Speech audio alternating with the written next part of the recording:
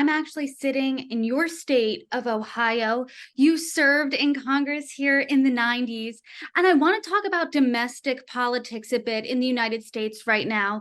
After this attack, we saw some politicization of the moment, some on the right blaming the Biden administration, some on the left blaming Israel.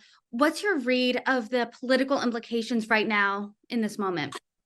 Well, I think this is very serious, and in fact, I expect that our Jewish communities will be spending as much time or more on the domestic political situation than equal to what we spend in terms of providing support and help here to the victims.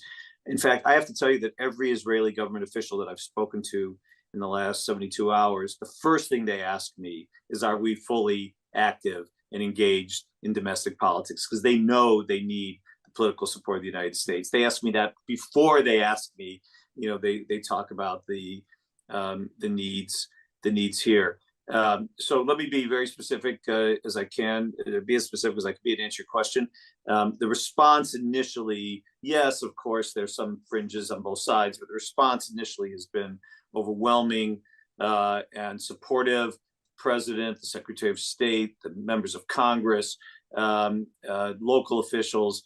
It's been very, very supportive, I think, in parts because they've seen the horrific images. I mean, this wasn't just an attack on Israelis. This was an attack on really on civilization. I mean, this isn't a war. This wasn't an act of war. This was clearly an act of terror. This is reminiscent of ISIS or 9/11. This isn't, though the magnitude is actually as a percentage of the size of the country is much larger than 9/11. But but the nature of attacking innocent people, slaughtering people, rape, murder, all of this hostage taking is terrible, terrible.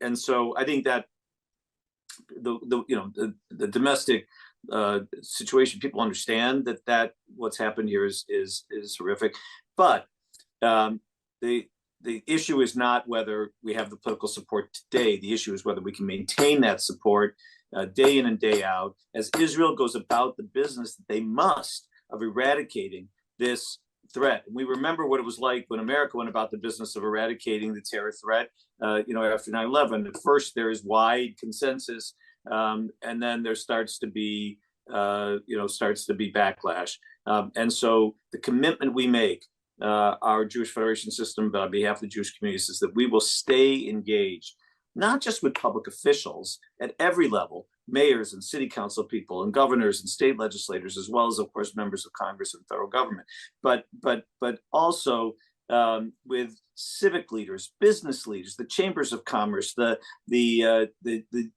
religious leaders of Christian groups and Muslim groups